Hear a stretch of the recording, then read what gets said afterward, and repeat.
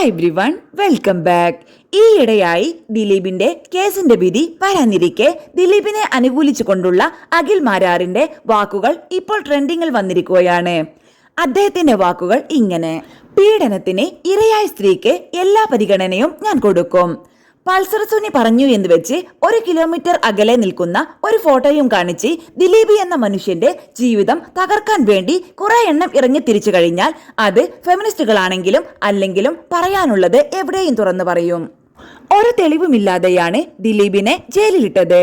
100% അത് പോലീസിനും ഉറപ്പാണ്. നമ്മൾ മനുഷ്യന്റെ സാധാരണ ലോജിക്കാണത്. ഞാൻ തെറ്റ് ചെയ്തിട്ടുണ്ടെന്ന് ഞാൻ കുടുങ്ങുമെന്ന് കാണുന്ന ഒരു മൊമെന്റിൽ പൊങ്ങി വരാതെ ഒതുക്കാനേ അപ്പോൾ ശ്രമിക്കൂ. ദിലീപ് വഷളാക്കുകയാണ് ചെയ്തത്. നിയമത്തിന് മുന്നിൽ വന്നു. എന്താ കാര്യം?